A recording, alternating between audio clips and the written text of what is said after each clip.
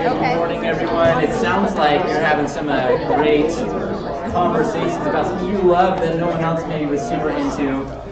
I love that. Like I said, hopefully you can continue some of these conversations after service. But like you said, my name is Jordan. I'm one of the pastors here on staff, and it's just fun to be here on a Sunday morning, being able to celebrate what God is doing, and hopefully learn a bit this morning about what God is going to continue to do. And just going off the Super Bowl a little bit, one of my good friends is from Minnesota. He gave me a call this past week. He's like, Jordan, is like everyone in LA just going crazy right now. Because he's like, if the Vikings were in Minnesota, like we'd all just be going nuts right now. I was like, no, honestly, no one really cares about it. He's like, well, who are you rooting for? I was like, well, I feel like I have to root for the Rams because I live in LA, but I also wasn't a huge fan of that call that happened in the game, and so who knows what's going to happen. But anyway, all of a sudden, I didn't mean to bring up Conference. I'm sorry, I ruined this Sunday already. But it's right? Yeah, she don't get there. Anyway, Rams house, right?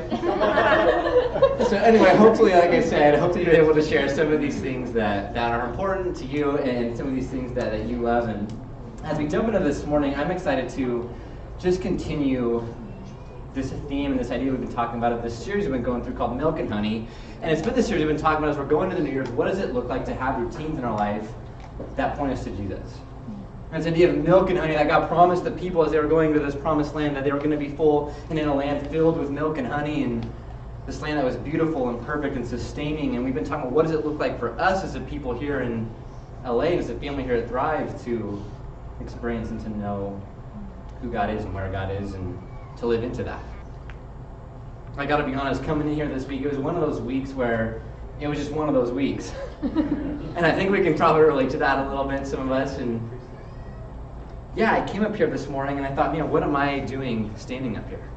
And there's these things of inadequacy, of realizing, like we all have different gifts and different talents, and what is it like to have a room full of people with all these different gifts, and what is it like to bring the Word of God and to teach that, and yet realizing that all of us have a part in that, and all of us have a task, and all of us have a purpose in the kingdom of God, and all of us have a way that we can enter this promised land that God has given us. And man, I just felt so convicted of what is it like to empower and to encourage and to realize that this is a family here, that this is a body that gets to go out and gets to share the good news of Jesus. And that's my heart this morning.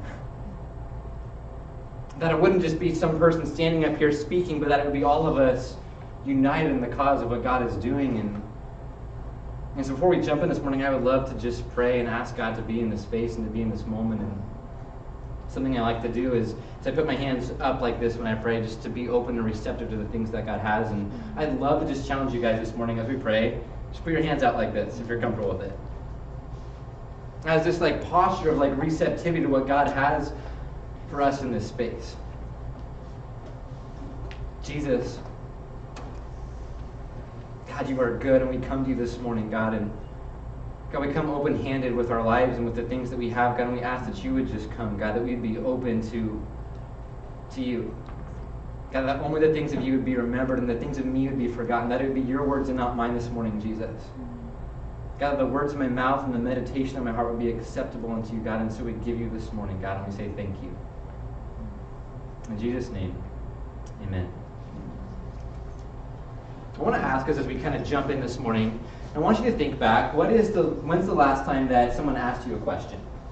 Now, it was probably 30 seconds ago when Andrew just asked you a question. But beyond that, I want you to think, when's the last time that somebody asked you a question? Not just a generic question of, hey, where's the bathroom? Or, hey, how do I find directions to this place? But a real question. A question about you, a question about something that you're interested in.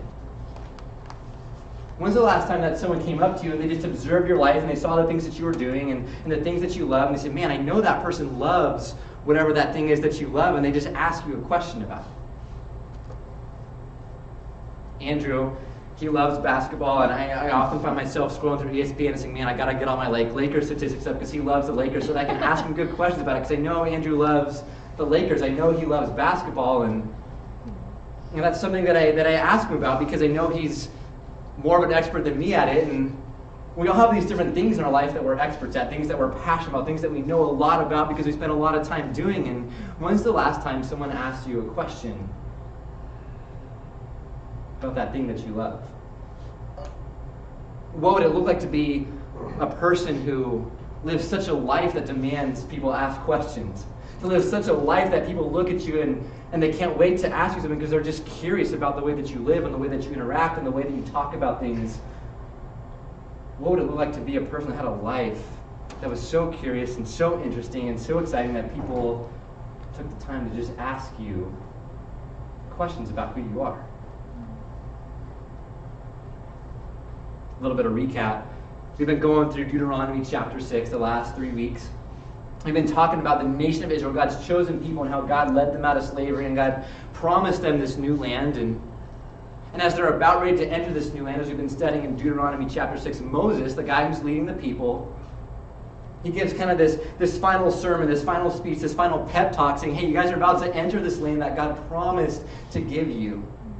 And it's been a long time coming, that you were in slavery, and it was hard, and you wondered when you would ever get out of there. And then finally God rescued you, and he brought you out, and you wandered through the wilderness, through the desert, through the land of nothing for 40 years. And finally you're at the brink, the cusp of entering into this land that God promised. And Moses says, don't forget these things. And he begins to give this final sermon, this final message to the people, encouraging them of what to do and where to go and how to live. And if you've been with us the last couple weeks, you know that we've been talking about that Moses told the people, if you want to succeed and you want to thrive in this land, you have to love the Lord your God with everything that you have.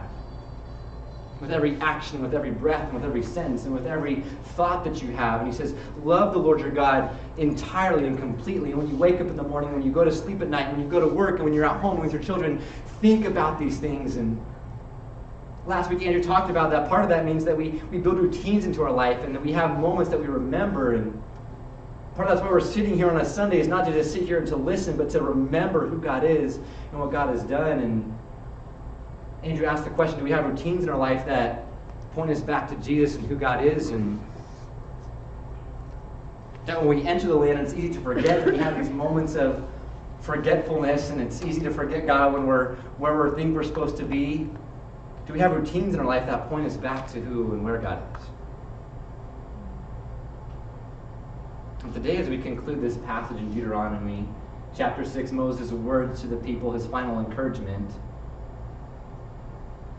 I think Moses has some really distinct words that challenge the people to live a life worth following. He challenged the people to pass on their faith, and not just the things that they say, but in the way that they interact with every single thing that they do. When's the last time someone asked you a question about your life? And as we jump into Deuteronomy, I want you guys to keep swirling that question in the back of your mind. I want you to keep thinking, what do I want people to ask me? What do I want people to be curious about in my life? You guys have a Bible. I'd love for you to turn with me to Deuteronomy chapter 6. Deuteronomy chapter 6. We've been here for the last 3 weeks, and we're going to conclude the final 5 verses of this passage, Deuteronomy chapter 6, verses 20 through 25. It's not going to be up on the screen, because I would love for us to just have this discipline of digging into it ourselves. Right? If you guys tangibly and physically say, man, like, I love this and I want to be in this too. And so if you have a Bible, open it. If you have a smartphone, Google it and open your Bible app and turn to Deuteronomy chapter 6, verses 20 through 25. If you're like me and then you start reading and following along when the person up front is speaking, then you can just listen to, because that actually helps me better, and I get that. So no shame there. If it helps you listen, but tangibly listen to these words and listen. Imagine that you were the nation of Israel. Imagine that Moses, this leader who has heard from God and is now leading the people, is speaking to you and giving you this final command before you enter the land that God promised. Moses says to the people, he says, when your children ask you in a time to come, what is the meaning of the decrees and the statutes and the ordinances that the Lord our God has commanded you? Then you shall say to your children, we were Pharaoh's slaves in Egypt, but the Lord brought us out of Egypt with a mighty hand. The Lord displayed before our eyes great and awesome signs and wonders against Egypt, against Pharaoh and all his household. He brought us out from there in order to bring us in, to give us the land that he promised, an oath to our ancestors. Then the Lord commanded us to observe all the statutes, to fear the Lord our God for our lasting good, so as to keep us alive, as is now the case. If we diligently observe this entire commandment before the Lord our God, as he commanded us, we will be in the right. Final words from Moses to the people. And I want us to kind of just verse by verse go through this. At the very beginning, you'll notice in verse 20, I think this is the key to the whole passage. Right? Remember, Moses just expressed to the people and told the people, what does it mean to live in this new land that God has given you? What does it mean to love God with everything that you have? What does it mean to build routines? And after you've done all these things, Moses says this in verse 20. He says, when your children ask you in a time to come. This isn't like a, if your children ask you. This is a statement. It says, when your children ask you. This is a phrase. It's a phrase with a complete ending and a complete statement here. It says, when your children ask you. And I love this phrase because it's not saying, hey, maybe you're living this life and you're in this new land, but it says, no, when your children ask you this, if they're going to ask you this. We talked about this a couple weeks ago, but children, right, family, there are these people who see you every moment of every day, and they see the way that you interact and the way that you live, and they hear the things that you talk about when no one is looking, right? And children know their parents well because they're with their parents a lot. And Moses says to the people, it's not enough to just do these things on your own, but I want you to pass these things on to the people who are most important, to your children, the people that you're tasked with caring for and loving and leading. When your children ask you,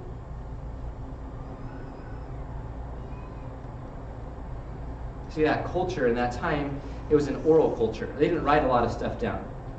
The way they remembered things and the way that they taught things and the way they passed things on is they would speak it to people and they would tell people and they would tell them about the stories. And that's why they would have these things like the Passover, remembering what God did to bring them out, to remember what God was doing and to have this explanation to the people. And everything they did was about communicating and about talking. And so it's not surprising that this passage says that when your kids ask you, tell them, and we'll get into that in a little bit.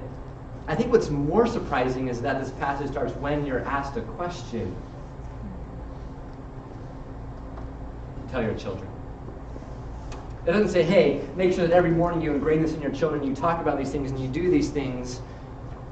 It says live a life that is so curious that your children, the people who know you best, can't help but ask a question of you. I don't think he's saying it's bad to ingrain these things and to talk about these things and to daily live these things with your kids. But I think the author here, that Moses is emphasizing the importance of living in such a way that people ask us questions. When your children ask you in a time to come,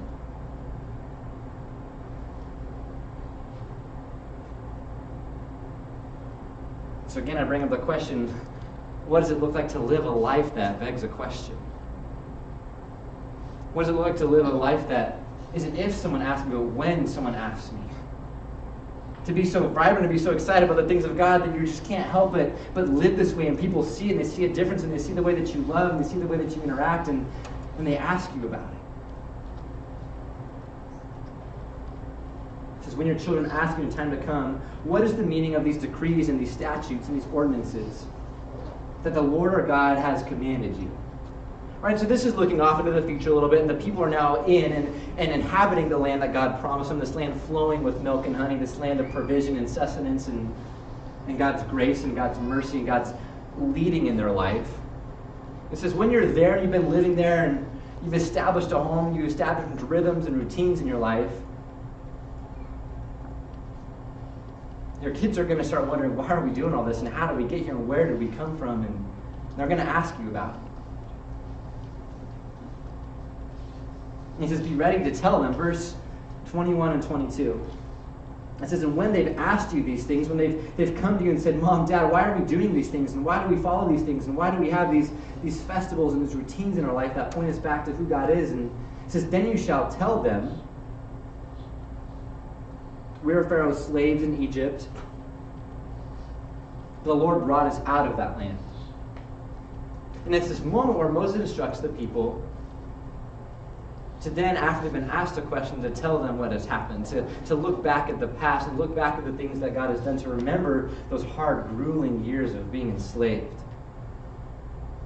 of working long hours and having no freedom and being confined and being constrained in this far-off land that wasn't their home. And he says, I want you to tell them about this. I want you to remember what that was like to be in this land of slavery and persecution and hardship. But not to stay there, to remind them that, but God brought us out of there. that God took us from there.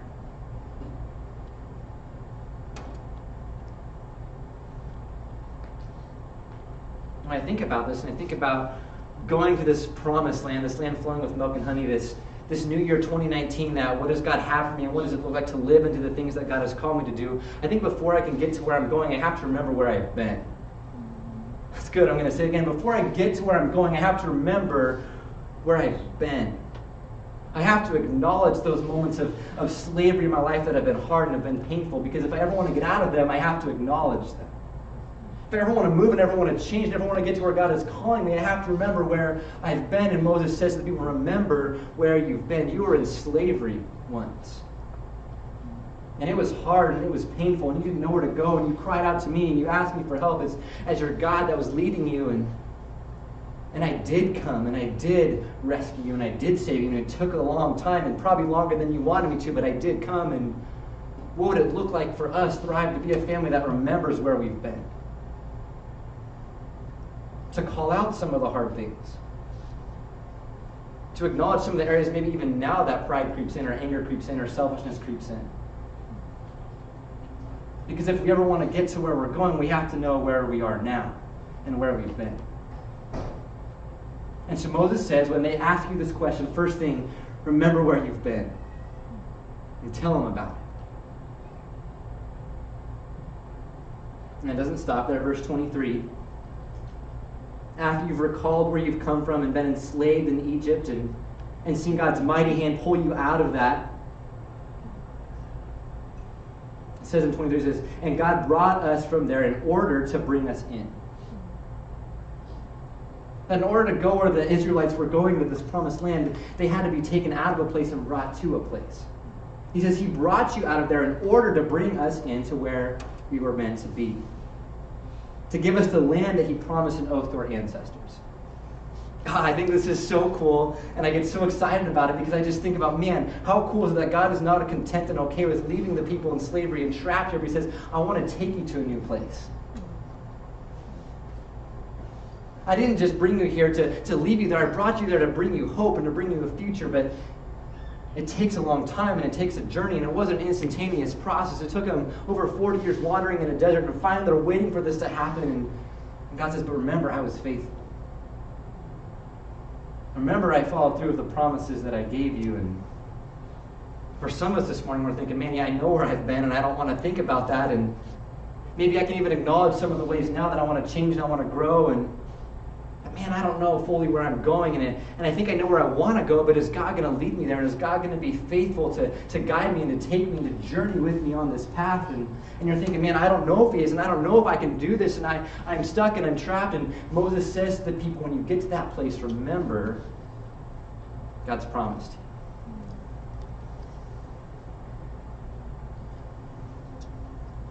That he's a God who cares and a God who knows and a God who says, yeah, I do know where I'm taking you. And it might take a long time,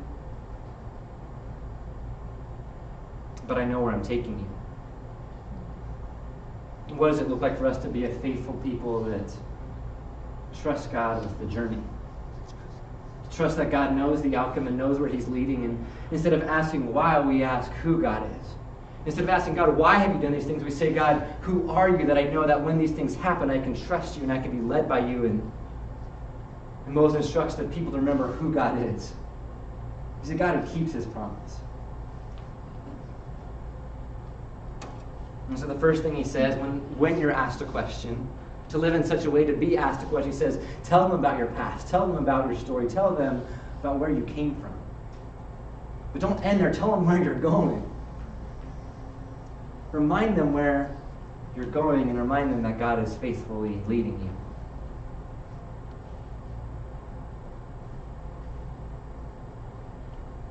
In verse 24, it says, then the Lord commanded us to observe all these statutes and to fear the Lord our God. Phase 3 of this plan that Moses gives to them, he says, tell them where you've been, remind them where you're going, and in the present, in this moment right here and right now, faithfully and obediently continue to do the things that God has called you to do. You want to know how to get from here to there, it means that you faithfully, obediently follow God right now. That's what the whole last part of chapter 6, that's what we spent the whole last 3 weeks talking about, is what does it look like to obediently follow God? And to fear Him, and to honor Him. To give Him your whole heart and your whole soul and all of your strength, and to love God so much that everything you do is consumed by God, not because we have to, but because we love God. And He says if you want to get from here to there, you have to faithfully and obediently continue to follow God in this moment.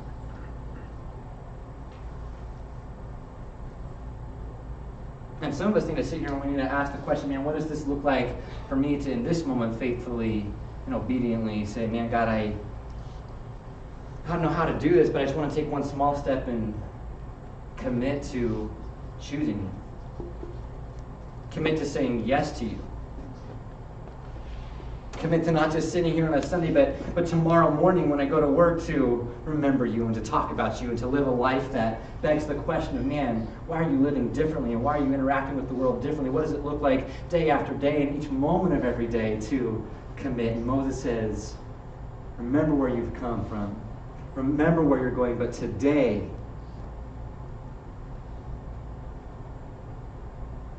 faithfully and obediently live into that.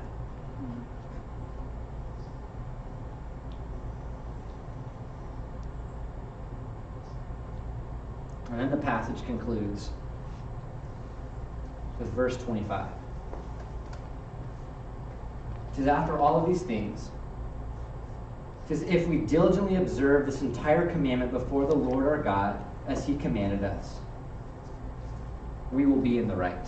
Some of your guys' translations, the way they translate that word says, we will be righteous.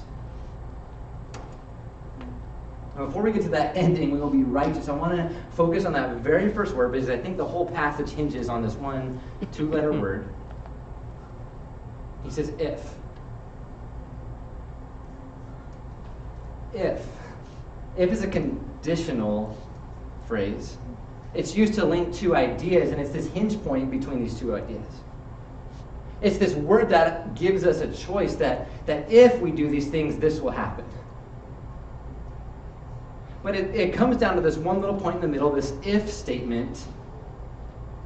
And God says to the people, Moses says to the people, he says, I want to give you this land, I want you to prosper, but you have a part in this. You have a say in this whole thing. You don't have to do this. I love you so much that I'll let you choose and do what you want to do. But if you choose me, I will be there with you. If. The people hearing this in the original language would know that it's not just this cue of if. The next verb in this word is if we diligently observe. Up to this point, all the verbs in this passage have all been in the past tense. It's all been reminding the people and telling the people of what was in the past. And we get to this moment where it comes to this hinge point of if. And in this original context here, the people would have heard this, that this word diligently observe is in this imperfect tense, which means it hasn't come to fruition yet. It hasn't come to completion yet. That is still contingent on the people's choice. The people have a choice to choose if they're going to diligently observe, and yet the author doesn't know if they're going to do it yet. He commands him, says, if you do this, you will see the Lord's favor, and you will see the Lord leading you, and you will be called righteous. But he doesn't know what's going to happen yet. And I love that because it's reciprocal to us. It says more, we have this choice, and we have this moment that says, man, am I going to do this? Am I going to live a life that diligently and obediently serves and follows after God? And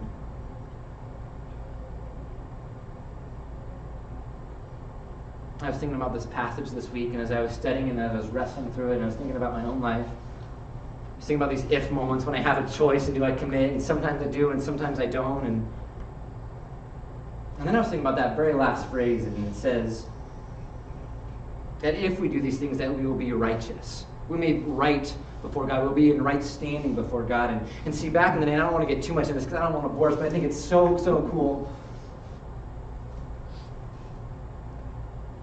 That God said to the people, I want you to live rightly so that you're set apart and people see a difference, that they look at your life and they ask you a question about who you are. That the nation of Israel literally lived completely different from all the surrounding communities and people around them and nations around them, that people said, man, who are these people and who is their God? Because they're living differently. And when I first read this, I thought, man, I got to do all the right things and I got to say all the right things because I got to be righteous and I got to earn my salvation. If I do that, then God will love me and God will bless me. And that's not at all what God is saying here.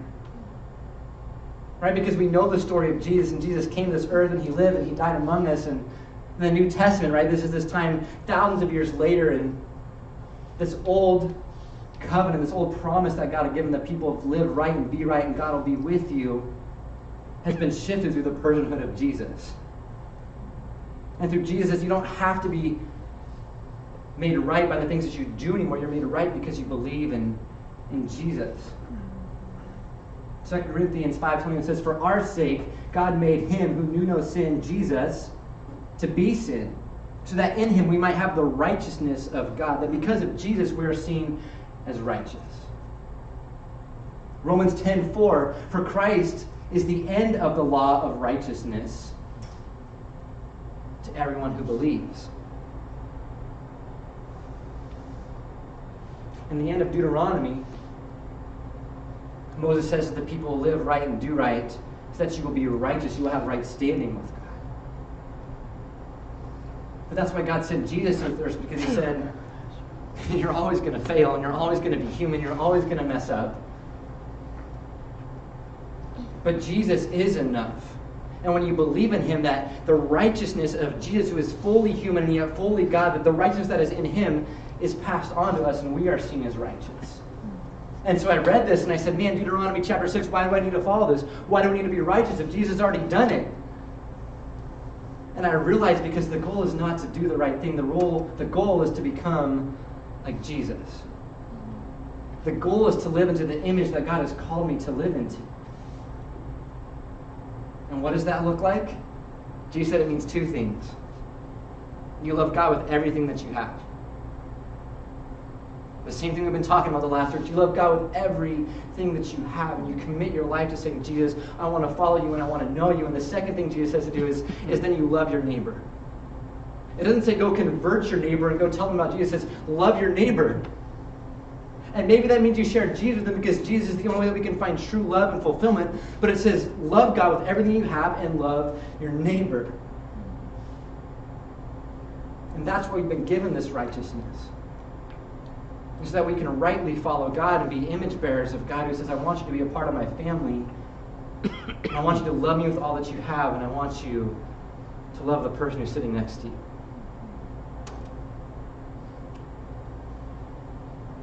And there's this same if, where we have a choice. The passage starts with a statement, when people ask you, but it ends with a condition, if you live this way.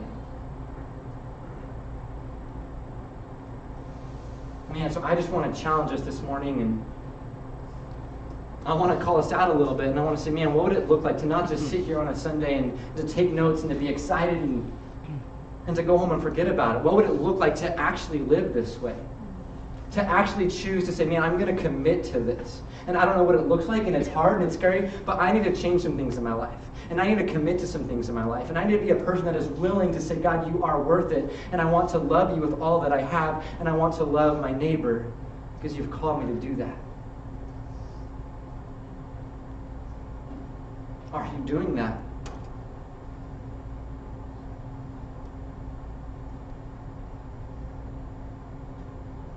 It was Wednesday this past week, and I had texted one of my old friends and mentors who was a pastor up in the Bay Area when he used to work there. And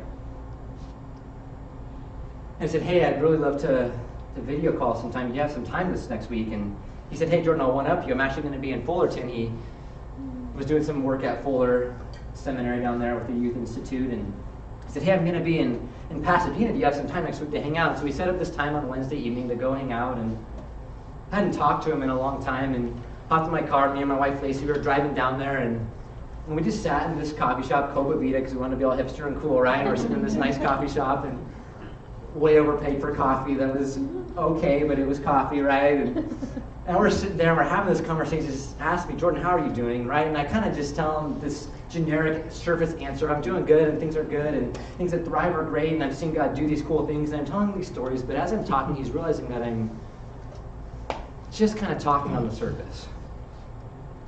And have you ever had one of those moments when you're sitting in a conversation and you just get smacked upside the head?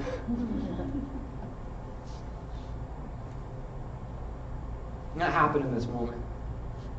And I sat there with this man that I love, and this man that I've seen day in and day out love his church. For the last 13 years, he's been a youth pastor, and he's devoted his life to pouring into these students, and he's watched them go from 6th grade on to graduating college, and he's invested everything that he has. And he doesn't have this grand resume, he doesn't have this great story, and yet he's faithfully lived every single day loving and serving Jesus. And he said, Jordan, are you actually living what you're talking about? Would have been really easy to say, yeah, I totally am. And yet I knew that, if I'm honest, no, I'm not.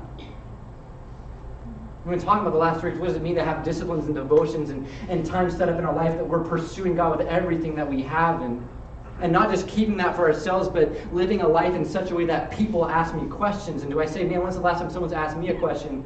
I couldn't tell you the last time someone's asked me a question about Jesus without me instigating that conversation. And that's indicative probably of the way that I'm living and the way that I'm investing and the way that I'm pouring out my life. And I have to say, man, God, am I actually living the things that I'm teaching? Because if I'm not, what am I doing standing up here? Probably that's why I'm so nervous this morning as I got up here. And he said to me in this coffee shop, he said, Jordan, commit. Actually live it out.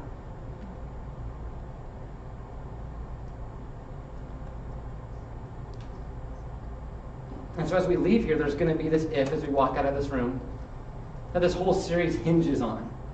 We can tell you to love God, and we can tell you to set up these disciplines, and we can help each other do that, and we can come to church on a Sunday, and we can start joining small groups next week, and these things are great. But it hinges on this if. And this if hasn't come to pass yet. It hasn't been fulfilled yet. It's still waiting to be unfolded, and that if depends on you saying, are you going to choose to say yes to this? Are we going to choose to diligently observe and follow God with everything that we have and love the people next to us?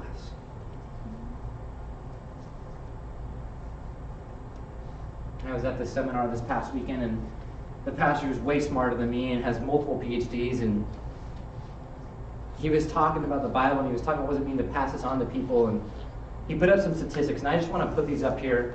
For all you math people in the room, you're going to love this. I love math too, and I want to just break down some numbers for us, okay? So in 2014, there was the Pew Research Center. They put out this study where they basically just interviewed so many people, and they took all this census data, and they compiled into a list. And on that list, back in, again, the study was done in 2014, 25.4% of Americans said that they would associate with evangelical Christianity, which is what we here at Thrive would say we're a part of. Okay, the population of the United States in 2017 is 325.7 million people, which means that if you took that 25.4%, that about 82.7 million Americans say that they're evangelical Christians. Now you go a little broader in the United States, and you look at the entire population of the world. Right now it's 7.53 billion, and people looking at birth rates and death rates project that in 2050, the population of the world will be about 9.7 billion, 10 billion people, we'll just say. So a little bit of math for us. I want us to imagine if each one of these 82.7 million Americans, you can go to the next slide, let's just cut that down because we all know that probably not 25.4% of Americans are actually Christians even though they go to church on Easter and Christmas, right? And so we'll cut that number in more than half. Well, when we say 40 million of those people.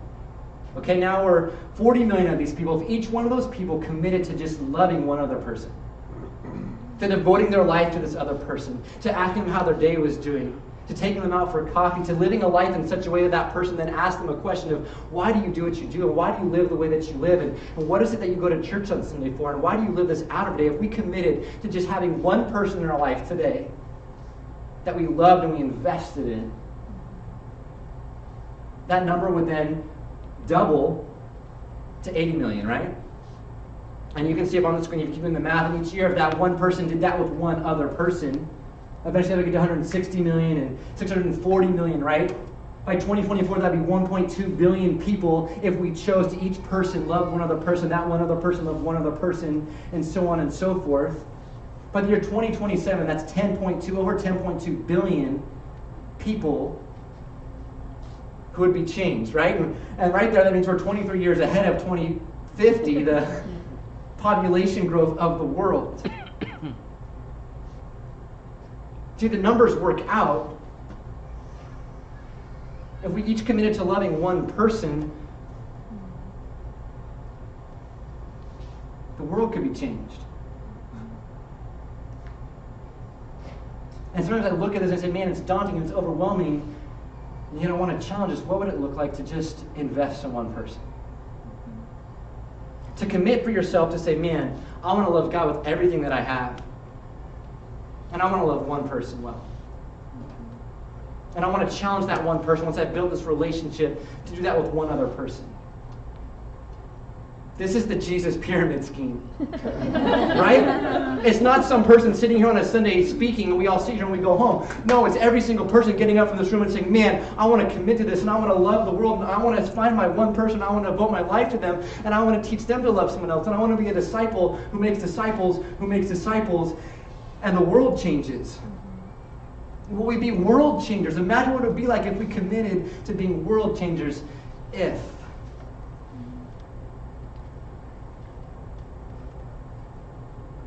I wasn't going to do this, but why not? Everyone pull your phone right now. I want you to think of one person in your life. Someone you haven't talked to in a while. Someone that for whatever reason God's put on your heart, and shoot him a text right now. Say, hey, how's it going? You don't have to say anything beyond that. And have a conversation with them and see where that goes. Right? I think sometimes we think to disciple someone and to share someone the love of Jesus, we have to have all this knowledge and all this expertise, and we have to know the Bible front and back. And no, we just have to be able to tell our story. We have to tell where we've come from. We have to know where we're going. And we have to know that today we're diligently and faithfully being obedient to God. And we tell people that story. And we walk through the person that we're telling this story to, and we say, hey, I don't know what I'm doing either. Let's do this together, and let's pursue God together, and pretty soon the world changes. But it doesn't start from up here. It starts from you guys, from us saying, we're a family of God that is tasked with loving other people. Will we be a people, a family here at Thrive that commits to loving one other person this week? For the rest of our lives. Jesus, I love you so much, and I thank you for this truth, God. And I thank you, God, that you make it so simple for us, and yet we make it muddy and murky, and we complicate it, God, and yet it's so simple, God.